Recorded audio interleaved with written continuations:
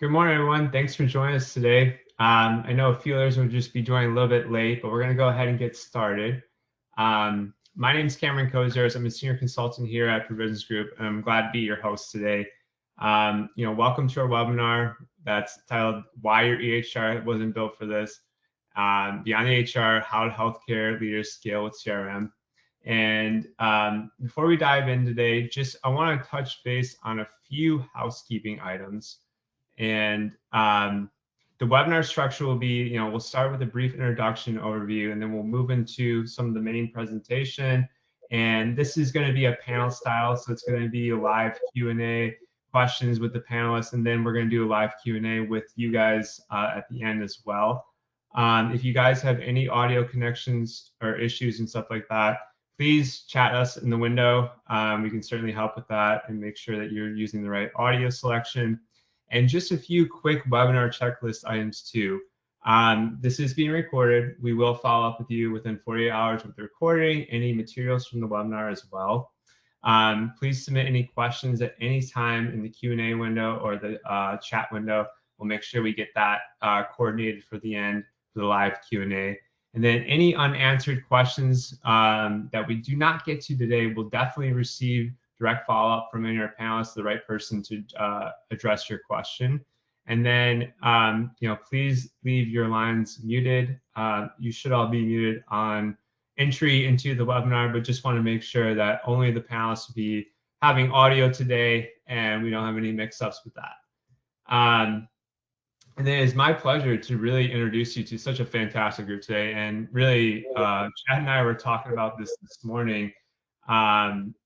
We over some coffee and some last minute slide changes, but we are very much honored to have such a select group here, very much tenured experience in this industry. And I'm happy to introduce first and foremost Chad, who's going to be our moderator and also co-host. Chad is the Vice President of Healthcare Delivery and Operations at Provisions Group. But he's got over 15 years experience in healthcare technology and really specializes in EMR, EHR, optimization, large scale system migrations, and process improvement. He's really got a lot of good experience in successfully leading major EHR transformation projects and has authored over 50 industry publications. So we're really happy to have Chad here and excited for him to host and moderate. Our next panelist is our esteemed guest, Michael Justice, who is the CTO currently at Viva Eve. He's driven multi-million-dollar digital transformations that streamline patient journeys and reduce costs and improve care quality. Michael really is specializing in building data-driven systems that help simplify patient access and empower providers to deliver smarter, more efficient healthcare. Michael, it's great to have you here, and we appreciate you taking the time to be with us. And then also a few other members from the crew on the Provisions Group side we're really excited to have too. Karen brings 25 years plus of experience in operations, data analytics, and enterprise systems. She's certified Salesforce administrator. She's led major CRM and data migration initiatives, and she's saved organizations significant time and costs. We're excited to have Karen here. And then the great and utmost technical background in Provisions Group, we got Tim Sinard here. Tim is over 10 years of Salesforce consulting experience and excels really in providing strategic solutions that extend the platform's functionality to solve complex problems. We're really excited to have these members here. And with that, Chad, I'm going to kick it off to you and get things started with the panel. Awesome. Thanks, Cameron. All right, really, let's get right into it. As Cameron said, we've got some really, really bright people here when it comes to integrating your EHR with a CRM, and I'm excited for the next hour or so. So obviously, if you're on this webinar today, you're probably experiencing some version of this pain. Your team's drowning in manual work. You're spending money on patient acquisition, but can't even track the ROI. Your EHR is sending terrible appointment reminders. They're basic, they're bland. They may even have mistakes in them. They may not even be going to the right people. You have no idea which marketing channels are actually working. Is it your Google ads? Is it your website? Is it flyers that you're passing out around the community? Your patient engagement just really suboptimal at this point. And if that sounds familiar, really, here's the thing. Most EHRs were built as a billing platform. If you think back, 25 years ago, they're good at clinical documentation and typically pretty good at claims submission, but were never really designed to be patient acquisition engines, marketing automation platforms, or customer relationship management systems at all. And the market's really telling us that right now is the time. Besides the fact that here at PG, we're getting probably 1 or 2 new clients a month looking for an integration, the healthcare CRM market's expected to grow from 19 billion to over 40 billion by 2034. And right now, 71% of physicians are citing that the EHR usability is a major driver of their burnout. And we've talked about physician burnout for 15 years. I think I was on my first physician burnout panel almost 12 years ago. And I've been hearing it, and we've been trying to fix it, right? We've all been kind of elbow deep in trying to figure this out. And really usability and just the lack of, interfaces is what we're really feeling. Data doesn't flow properly. We don't really understand what's going on. We don't know where our patients are coming from or how to communicate properly with them back. So we're seeing that organizations using these CRM EHR integrations are reporting 25% decreases in their no-show rates. The patients are showing up because they understand where to be, when to be, and they're able to communicate back. 15% operational cost savings as well. Again, getting everything set up so you don't have humans having to take on the brunt of that workload. But here's the catch. Only 44% of clinicians right now say their EHR integrates well with outside organizations, and that's a big part of these projects. So that gap between what your EHR can do and what your organization needs, that's what we're here to address today. And really, before we dive into those solutions, I want to bring in Karen and Tim briefly just to set the stage from their perspectives. So Karen, you work with healthcare organizations every day who are trying to make their EHRs do things they weren't really built for. What are you seeing when you try to force EHRs to be marketing and growth platforms? You see the organizations do it. They're jumping in. We're going to make it work. It's just not working. So Karen, what are your thoughts on that? No, I'm glad you asked. Thank you. What we're seeing, some of the organizations that I'm currently working with, they have an EHR and they do have a CRM, being able to look at their patient base and be able to, they were currently actually working on spreadsheets, being able to schedule their patients and kind of dispatch their clinicians to go see the patient. And then they would go over into their EHR and start their clinical charting. And that was a very manual process. And so the ask was, we really need a CRM to be able to track all of our patients, all of their appointments, be able to dispatch technicians or their clinicians, I should say, and be able to get to the patients and complete their service appointments. And then at the point when the clinician starts charting, have your EHR take over, which then will in turn produce the billing. And so with this solution, being able to integrate their CRM with their EHR has really been able to enhance their experience so much that they went from 1 location to 6 locations in probably 6 or 7 months, which is tremendous because they were not able to scale up before in paper, in spreadsheets. Their clinicians are getting real-time notification.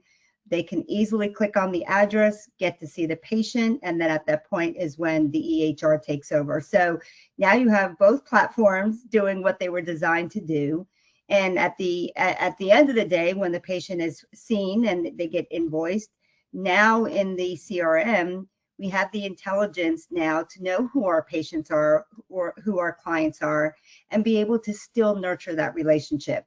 So that's what I'm seeing is that, in order to grow and scale your business, doing it in a spreadsheet way is just not going to work. And so that's what I'm currently seeing in several of the projects that I'm working on. And it's been exciting for us to be able to see them start small. And because what we put in place is working for them, and they've been able to now expand into 6 states. So real success story there. Perfect. Yeah, thanks, Karen. And I think from the EHR side, what I've always seen is when you try to have the EHR do both, you end up with really clunky workarounds, a lot of manual processes, and data and spreadsheets, as you mentioned. So really appreciate that. And Tim, from a more technical perspective, what organization or when organizations realize they need both systems working together, what gaps are they really trying to fill in that process? Typically, what they're trying to fill is getting a better patient 360 view. A lot of times the data and the workflow are siloing various details, and so you're only getting a partial view from both systems, and so they're wanting the whole view. So consolidating that gives you more access to reporting and analytics, especially when it comes to patient sentiment and less clinical data. So even things like patient leak. So if someone's referred out of network, for example, that's not often caught until it's too late and they're losing patients that way. So getting that in one cohesive view helps get ahead of that. Simplifying workflows, that's usually a common requirement. You got people working out of two systems, two very different systems with different data models. And so getting that into one place it's really a quality of life enhancement for the staff. Great point. Yeah, I think, I often say integration is not just moving data from point A to point B, it's true process orchestration. So, and that's really the theme today. It's not just a technology decision, it's an operational transformation. And I think at this point, let's get into the real world application with Mike. Mike, you're living this every day at Viva Eve. You've lived it throughout your career. You and I've worked a long time together in many different organizations and through different projects. And always love to learn from you and looking forward to this session with you. So I appreciate that, Chad. To me, before you get going with any project like this, and I would say this for the EHR and the CRM, but very importantly for the two combined, is what are you buying? What problems are you trying to fix? What efficiencies are you trying to bring to the organization? And then really look at a solution. In our organization, marketing is very important for us. We spend a great deal of money on pay-per-click and other advertising vehicles, and getting that to translate into kept appointments, kept procedures, and happy patients is what we're trying to use these systems, in addition to process and people, to accomplish. And Salesforce helps us greatly in that. We are an out-of-network practice. So getting good estimate information up front for our patients for high-value procedures, super important for both the practice and our patients. And then working through with the patient so that they get the clinical outcome that they want. And in women's health, as in many specialties, it's not a point A to point B solution clinically. There are lots of facets to that solution, and they're all very unique. A CRM can help us tailor the messaging to those folks, as well as get them into the exam room and get them to, help with the experience. Challenges along the way. Integrations of any kind are never simple. Integrating an EMR and a CRM are more challenging. They have different topologies in the databases. And Tim can talk a lot more about that knowledgeably than I can, but don't just assume that we're going to connect the two together and everything's going to work.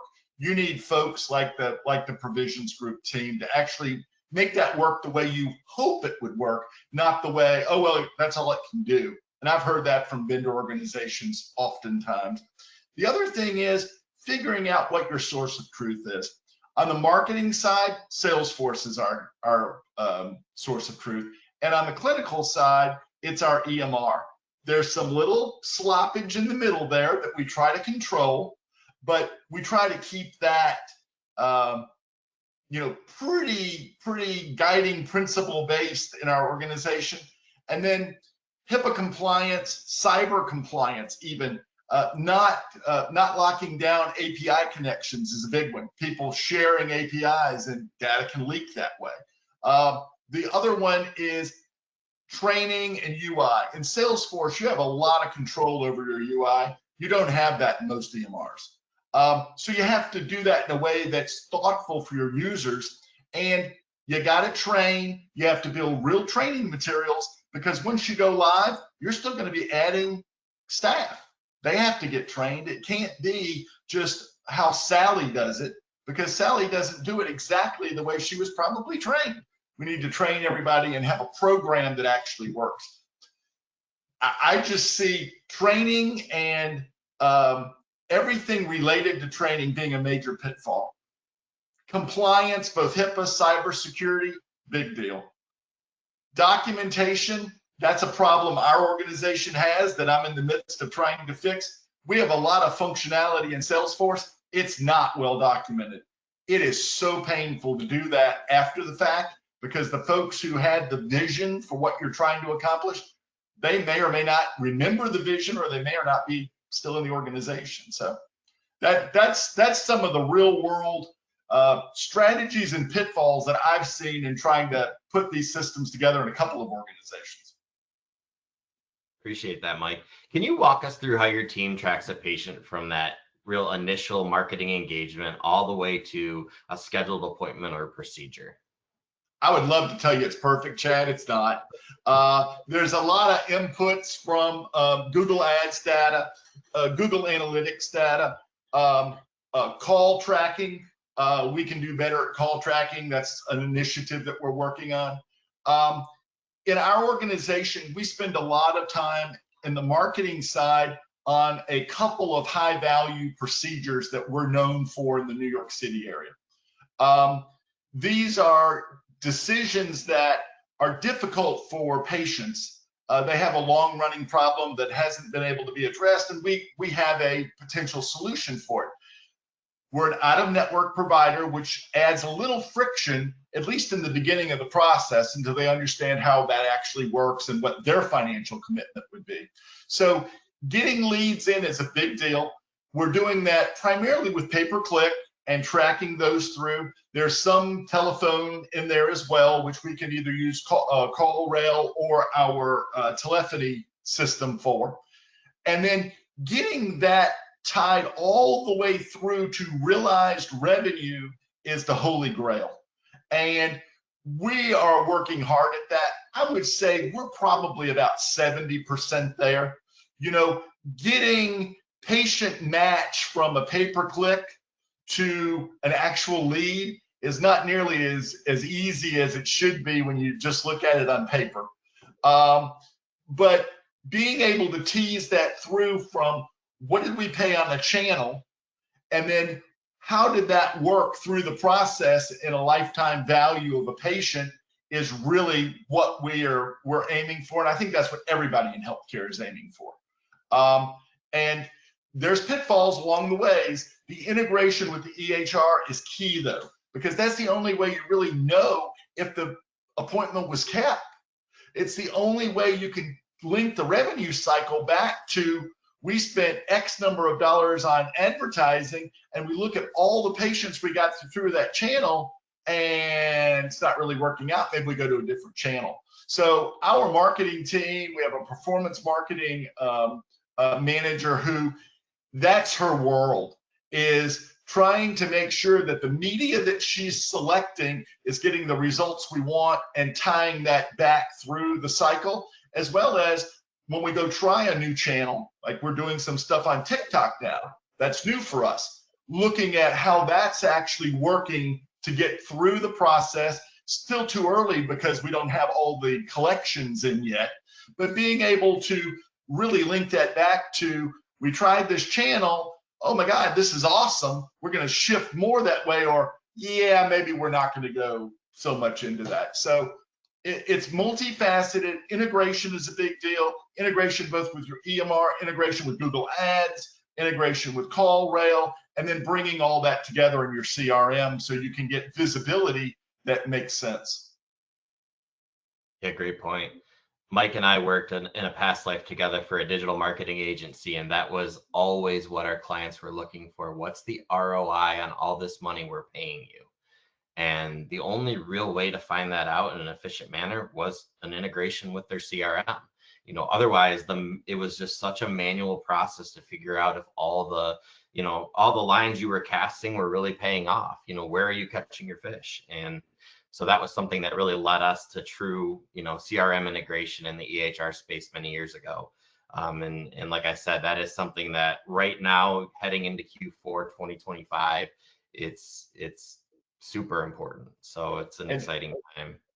And Chad, one of the things our leadership team looks at every week is, what is our CAC? What's our cost of acquisition? And for everybody in the country, that's going up. And so what you do with that lead that comes in and how granular you can get into where that lead came from is your only hope of making that cost of acquisition at least stay the same, if not go down. Right, great point. So, talking through the integration, and let's bring Tim in for this one. Tim, what are some of the, I'd say, common pitfalls you see or that you've encountered when customizing CRMs for healthcare workflows? A common one, I mean, most of them are probably a result of just short-sighted decisions. So the middleware choice, there's a lot of considerations when it comes to middleware. Organizations sometimes try to avoid it and do point-to-point integrations, which means, you're doing CRM call out directly to your EHR. That causes scalability problems. When you if you decide to move EHRs or introduce a secondary or a third platform anywhere in your integration ecosystem, the point-to-points become a huge headache. In addition to that, choosing the wrong middleware can cause other issues and other costs. So a lot of middleware will charge based on your endpoints. Though if you're connecting to 2, it'll charge you for 2. If you connect to 3, it'll charge you for 3. Some don't charge like that.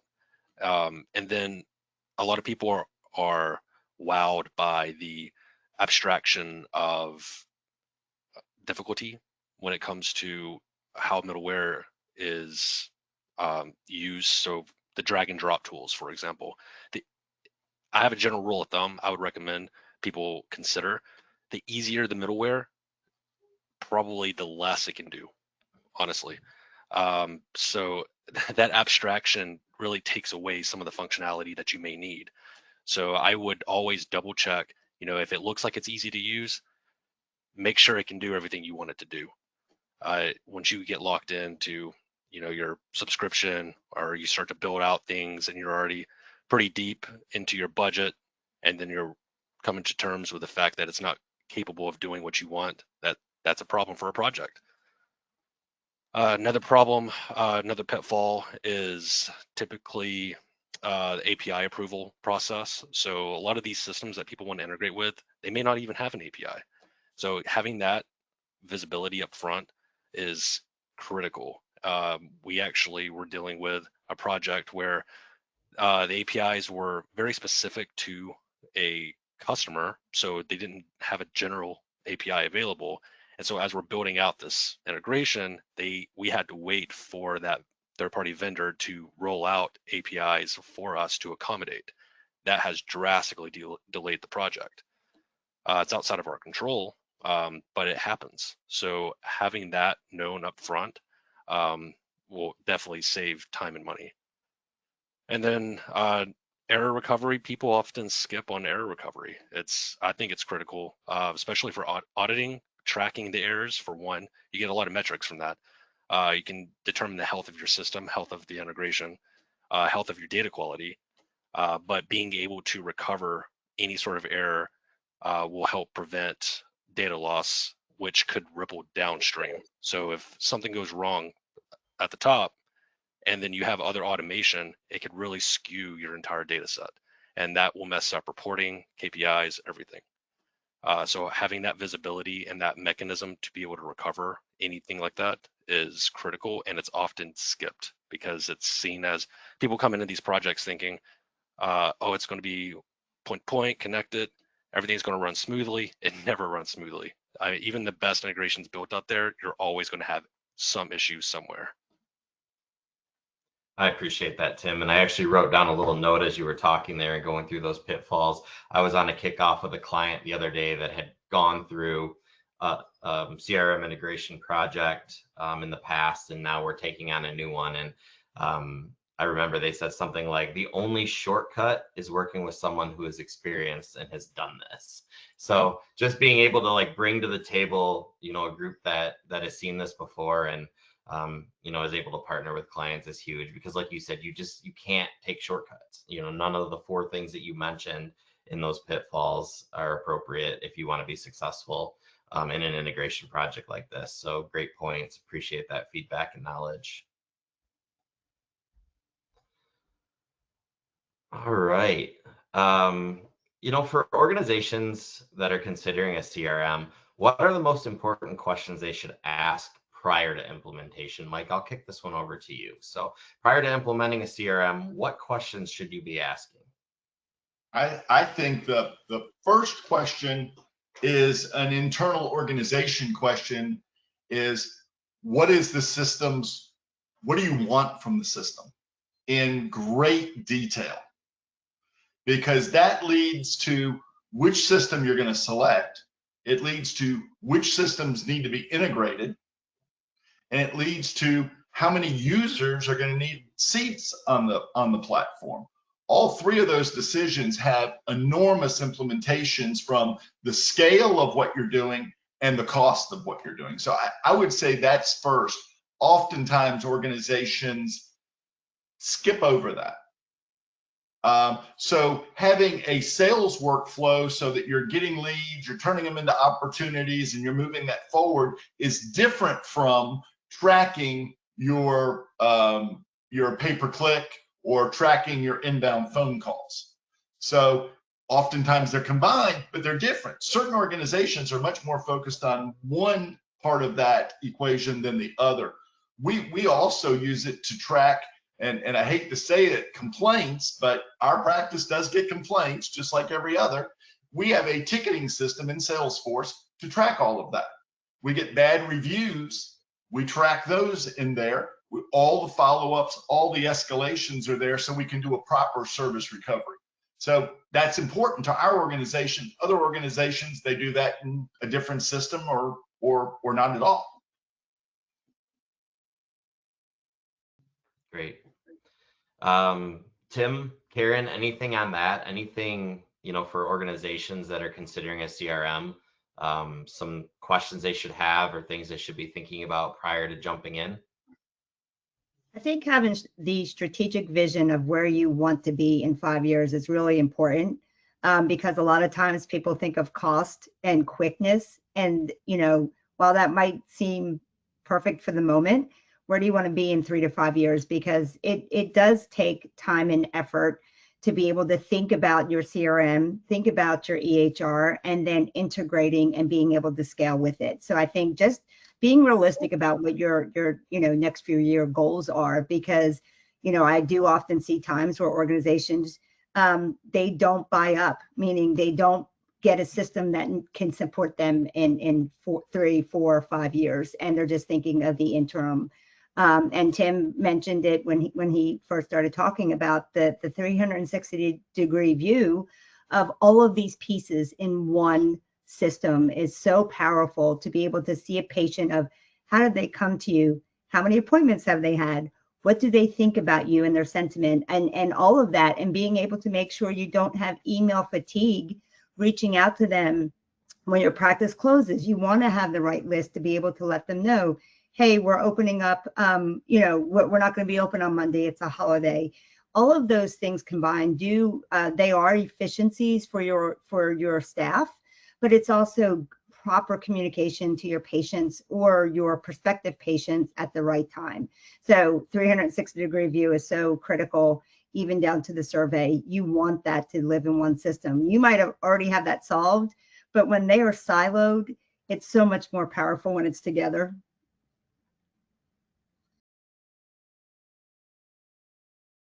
I would recommend that organizations consider allowing the process, that their internal process change to accommodate the technology, and not always expect the technology to accommodate their process. That an example of this being in healthcare data structure, especially in EHRs, the data structure is very normalized. It's broken out where every concept is a separate entity. So a procedure, a piece of equipment, a wheelchair is a separate entity. When you're dealing with a CRM, people like having everything in one view, and what that ends up causing is everyone's shoving all their data into essentially one record, and that's what's called denormalized. And when that happens, it becomes harder to do this integration, and that changes drastically their day-to-day workflow, their process. So how many clicks they have to take, how many reports that have to join to get the view. So it can definitely change things. And so when you're bringing data into the CRM, it's easy to crush data down into one view.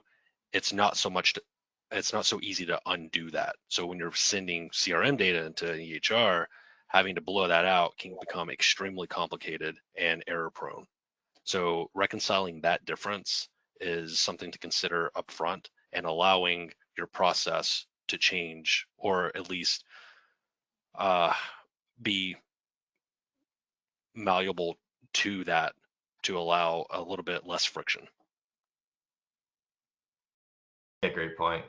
I think the key, listening to each of you speak there, is be specific, know what you're looking for, be able to get that across to who you're working with on the project, and then realize that you're going to have to make some workflow changes. Maybe not huge changes, but you will have to adjust. And that's obviously something I've been in for my entire career, is going through workflows and helping organizations adapt to changes in technology or new available technology or incentive programs they may be in, and different changes you need to be able to make to survive. So I'd say last item here, Mike, in this section, before we start talking a little bit more with Karen on the mobile wound care, is if you're an organization looking to adopt a CRM, why do it? Why adopt a CRM over just using the EHR that you have? You've worked with many of the major EHRs out there. Why make a change? So of the EHRs that I've worked with, and as scary as this is, it's probably more than 100 different ones. I have only encountered one EHR in my career that actually offers a CRM component, and that's in the behavioral health space. It's a very vertical space, and it's very specific to that. In traditional medicine, I haven't seen that functionality. I've seen pieces of it, like patient reminders that, as you mentioned at the top of this webinar, Chad, oftentimes it's really a poor reminder, either in formatting, the way it's constructed, when it goes out, lack of control, etc. If you care about marketing and your organization is spending a significant amount of money on marketing, and I have worked with groups that spend what they think is a lot of money, but what isn't. Organizations like mine, we spend a considerable budget on marketing. If you do that, and marketing's important, you have to have a CRM. I won't say any of the trade names of the CRMs here. There are some that everybody knows. Doesn't mean that's the right one for you. You really need to define what you're looking for. Can't say this enough times. And then find the right product, and then get it stood up and integrated so that you're meeting what the original requirements for the CRM were. Oftentimes that changes as you're making decisions, especially if the decision window is extended. But if you care about marketing, you need a CRM. You really do. And that's going to change the way your organization works. If you're doing this ad hoc today and you put a system in place, spreadsheets have a lot less guardrails than CRMs do. And I would say the other thing, and Tim mentioned this, middleware. And Tim, you were talking about it as it relates to integration. I have an opinion there. I won't use any trade names there either, but that is an important point. But think about add-ons that you need. Some of the big name CRMs, they don't natively text. Most of your patients want to receive a text for a reminder, not an email. Think about those sorts of things as you're making the decision. Think about how you're going to integrate your phone system with your CRM. That's important for patient satisfaction as well as your call center staff.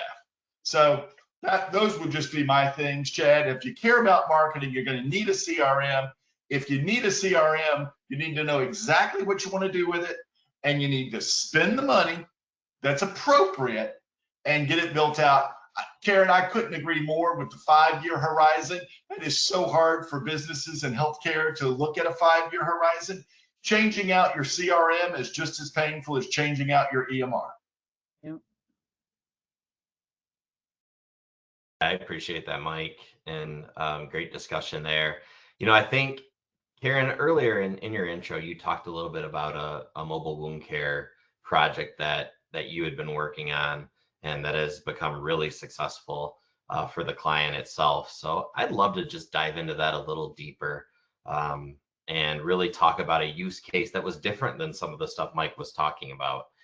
So I'd love you just to kind of double click into that a little bit more and give us some background on that project and why it was successful. Yeah, that's awesome. So they were a mobile wound care provider. And they did have an EHR, but their EHR was not a scheduling and dispatching system. And so what was really important to them was being able to have their clinicians be able to work from a mobile app to get directions by a click that would take them to where their patient is and be able to report on, you know, did that visit happen or not? And when the visit was completed. And so while they were thinking about the marketing side of it, they came up with a solution that Salesforce could do the field service mobile.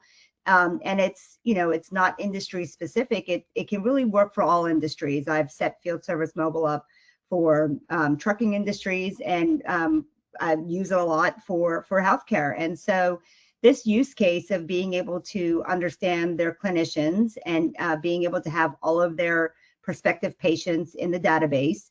And then once they had a scheduled appointment, being able to have one dispatcher work from a console and see where all their vehicles are, and to be able to then dispatch an appointment to a clinician was so powerful to them because they were able to then, they can touch a lot more patients, having the, you know, artificial intelligence of the system help them, being able to know who was available first, knowing when they were completed so they can maybe take on another patient, and having that all documented within a system was what their desire was. So we did that. We set that up for them, and you know, Tim's been working with integrating that with the EHR, and so, you know, it's been really, really exciting to see what was such a manual process is now they've multiplied their staff by 6 times, and now they're in 6 other states. So being able to, if I'm a dispatcher, know when the clinician's done with the appointment, they get a notification that that appointment's done.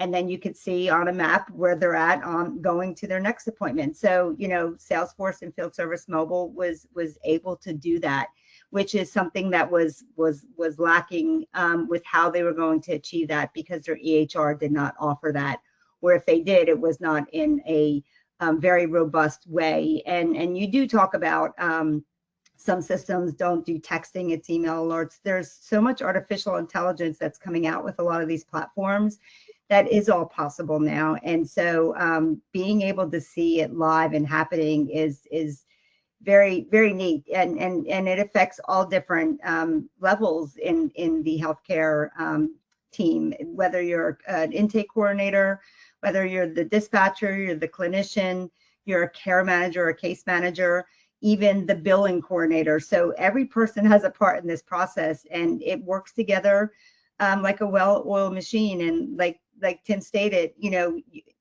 what you're doing and how you used to do it, pre-system might look a little different post-system, because there are some efficiencies we can gain along the way, and what you're doing, you might be able to not have to do it in 2 systems. So that's been the real success story here, is being allowing the company to be able to grow in such a fast fashion, because the system is doing a big chunk of the work for them. Tim, what do you have to add to that? Because you are working on the FSL and IntelliCare piece, and we are making it work, and it's pretty exciting. Nothing really more to add. Just going back, I mean, this is actually the project I was referring to, where one of the considerations was the API availability. That's really been the biggest challenge from the technical side of things, waiting for that rollout. And when the API doesn't exist, you don't know what to expect. So it's hard to design ahead of time to accommodate, which changes how the CRM is built out. So in this case, it's against, my philosophy. We're allowing the process to dictate the technology, and being a technologist, I prefer the other way around. Yeah, excellent, Tim, and thank you, Karen. So Tim, more on the technical side, when you're building something like this, what are the considerations that make it work or break it? Well, integration architecture is the key piece. So there's a lot of things to consider when it comes to the architecture. One being like the data volume, how much data is being moved at any given time. When you're dealing with CRMs, for example, like Salesforce, there are what's called platform governing limits to consider, and you have to abide by those rules, and that changes how much you can move in one go. Similarly, along with the timing, how frequently are we moving this data? And then if we're moving it a lot and moving it fast, that's, the volume, it can compound the processing. So having an efficient mechanism to consolidate that data is pretty key. Along those lines, there are different strategies on how to get the data. So there's, depending on the number of platforms involved, there's what's called a hub and spoke. And in that case, you may need a data warehouse, something centralized that's outside of the CRM. That's an additional cost, additional maintenance, but that can help with data mastering. And that's key to handle point 5 here on this list, for collisions.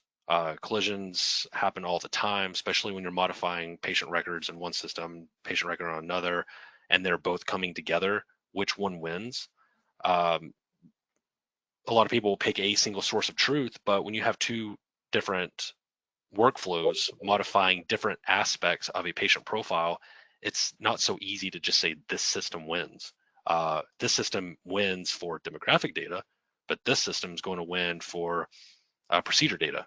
So it's not so simple as this is the source of truth. So having a centralized location to consolidate that would help with collisions, which will drive the architecture. What I'm seeing, there's a big trend right now moving towards what's called event-driven architecture, which helps with real-time single transaction processing.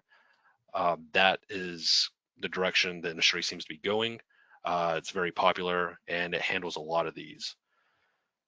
Another consideration challenge is the varying data structures. So as I mentioned before, healthcare has a pretty normalized structure. You've probably heard the term HL7. There's a lot of different versions of HL7. Some older versions are almost human unreadable.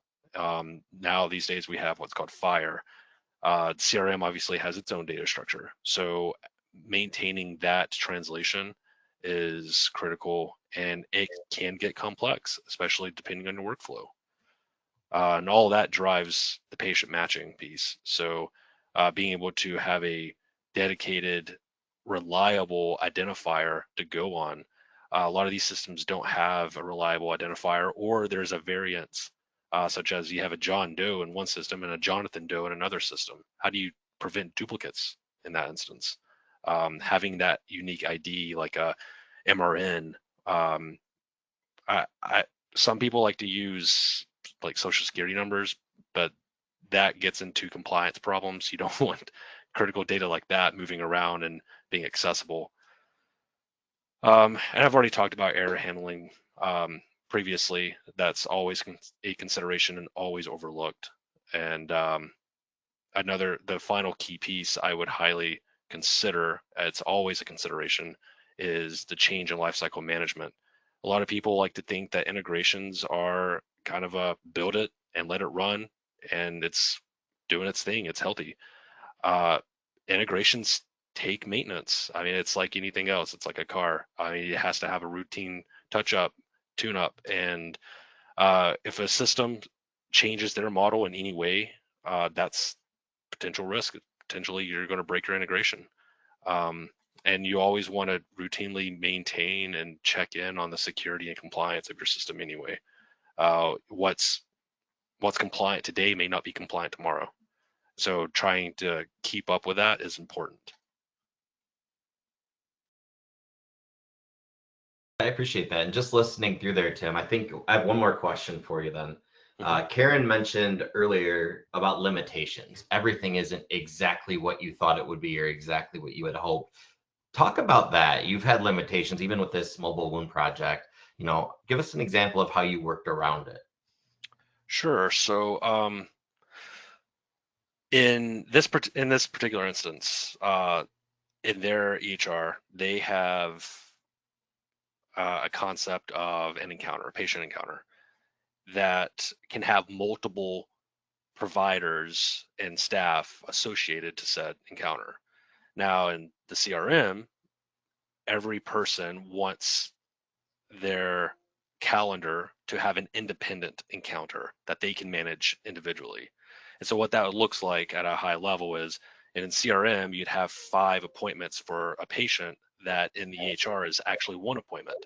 So when you're doing that integration, you don't want to send all 5 individual appointments. That's going to cause a problem, right? So the challenge there was consolidating that to where it does actually consolidate, but also every update for each individual encounter on the CRM is reflected on the EHR side. So the solution was pretty straightforward in the end. It's essentially you'd end up with a top level encounter that is tracked behind the scenes. No one really knows about it. They don't need to know about it. But it's grouping all the encounters. And so when something is changed on those individuals encounters, they all get synced as one. And then that maintains the parity between the 2 systems. Yeah, I think that's the reality of healthcare integration work, right? You're navigating vendor limitations, API constraints, and budget realities while still trying to deliver the transformational value in the project. All right, so we've covered patient acquisition with Mike, some technical architecture stuff with Tim, mobile operations, scaling with Karen. Let's distill all this into some actionable takeaways before we get to some of the Q&A. Awesome. So I think really understanding what each system does best, EHRs for clinical and billing, CRMs for engagement, is key to avoiding inefficiencies. Integration isn't just about moving data. It's about orchestrating workflows and enabling better patient experiences through context-aware communication and service recovery. And with a strong governance, including clear communication and training, these systems can remain sustainable and impactful over time.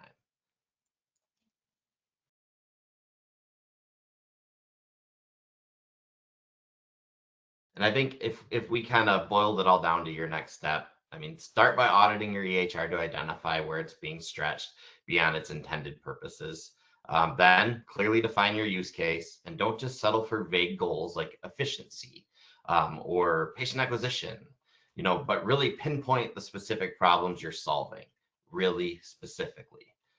Finally, assess your readiness. Ensure you budgeted for proper middleware, something that Tim and Mike both talked about, and committed to documentation and training, and are prepared to adjust workflows.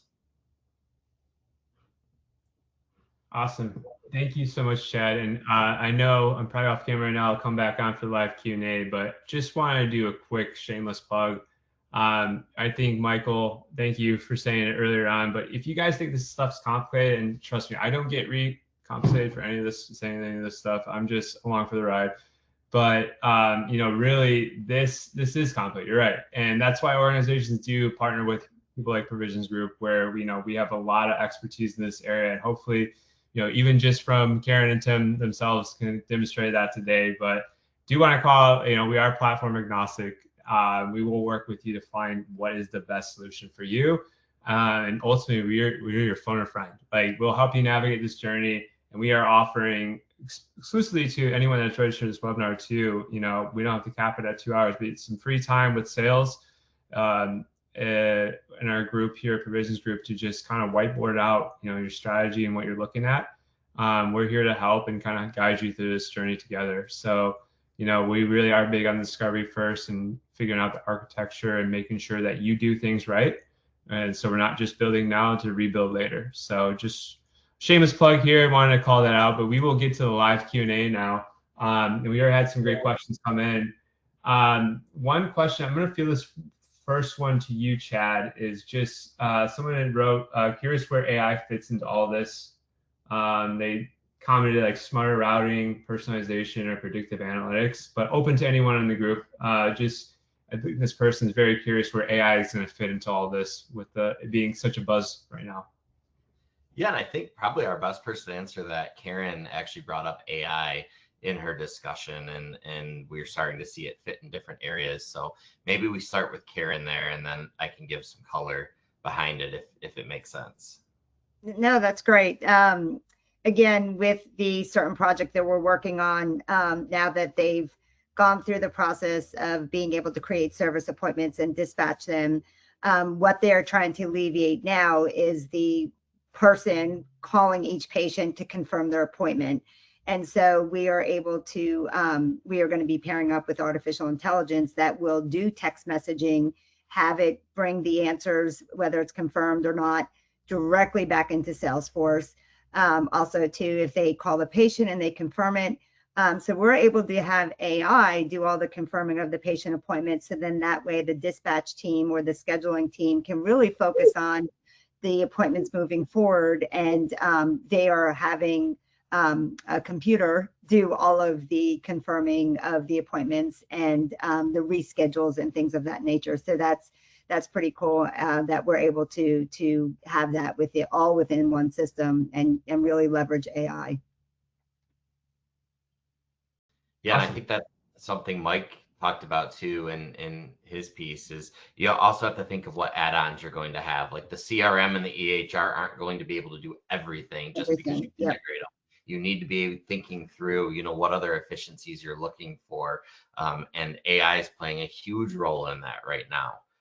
And it doesn't have to be all at the same time. We try to take organizations through, it's very much a phase 1, phase 2, phase 3. And the most important thing is get it up and running, work your processes. And sometimes it's hard to envision what your process is going to be once you eventually get it integrated, and then go back. And that's where the point where we are with them is letting now AI, do a certain part of the process, which will then leverage probably another, phase 4. So, you don't have to do it all at one time.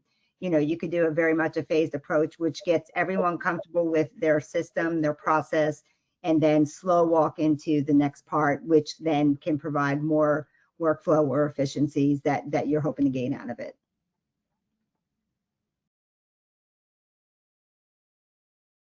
Awesome. Thank you so much, Karen and Chad. We had another question come in. And let's see, this sounds like great for larger practices with deeper pockets. For small independent practices, even within an IPA, it's hard to justify, especially when the total cost isn't clear. How do you address that? Mike, you wanna I can take a shot at that one. I sign a lot of invoices. I think it depends what your goals are as a practice. If you're a practice that's in growth mode, you're adding providers, adding locations, marketing is key to be able to, we will say in our organization, fill the airline seats, because you can't inventory physician hours. If you don't have patients for them, those hours evaporate. So it's important, if you're in that growth mode, to have systems that are going to get you to fill those appointments. The cost is what you make of it. And that's why I look at what are the goals for the system up front, and is there an ROI on that? Are those goals actually going to bring in additional revenue to the organization that offsets the additional cost? And hopefully there's a great return on that investment. I will tell you, CRMs, if they are not tightly managed from the discovery part on, can be very, very expensive albatrosses around an organization's neck. If they are well tuned to meet the needs of the organization, and the organization is in a growth mode, well managed, the ROI will be wonderful. And, you know, circling back on that, look at things in your organization that you're spending human resources on, and reminder calls and follow-up calls are way high on that list. We're doing the texting and the email follow-up today. We are also in the process of moving that to telephone follow-up, because truthfully, AI is wonderful in reminding somebody of appointment, getting conversational feedback, and then taking that as structured data and either putting it in your EMR or putting it into your CRM. So there are opportunities to offset the cost. One of the things that we have learned in looking at AI is it can't be additive to your workflow. You have to re-engineer the workflow so that AI has a part of that workflow. It's not just something slapped on top. A CRM is very similar. Just slapping a CRM on top is not going to fix your problems. You really have to engineer a process that makes sense. Systems are expensive. Human beings are more expensive. If you have a need, the system is going to be a better investment than 3 more bodies in Excel. That's just my opinion on it after having done this a lot.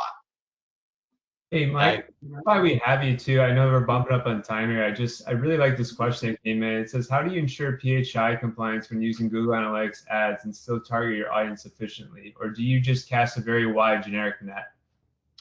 So that's one of those questions that no one on this panel wants to answer, especially those of us that work for provider organizations.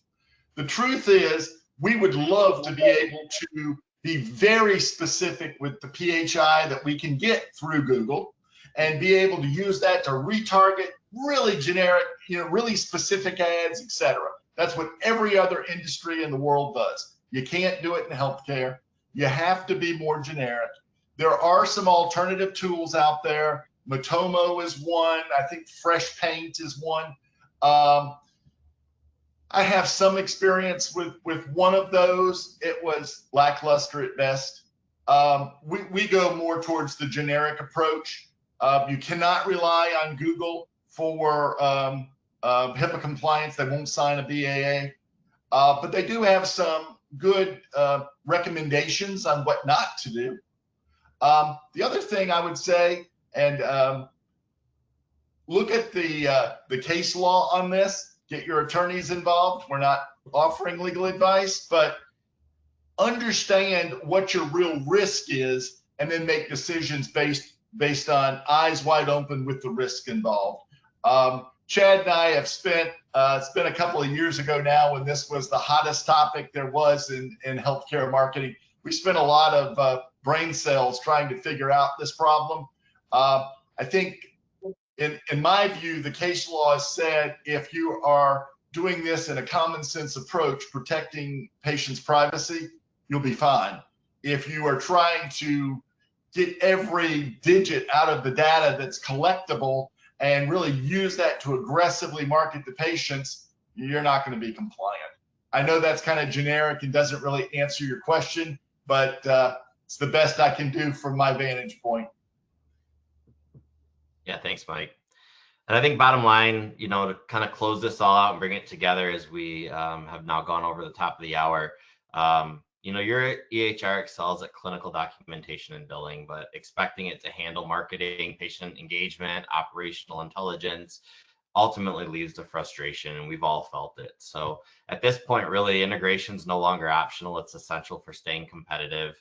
And unfortunately, poor integration without clear planning and management can create more problems than it solves. So when done right, integration unlocks visibility, efficiency, growth, and honestly, better patient experiences, as seen in some of the real world examples we talked about today. So we appreciate the time you all have spent with us. As Cameron said, we will make sure we get back and answer all the questions we weren't able to get to in the hour today.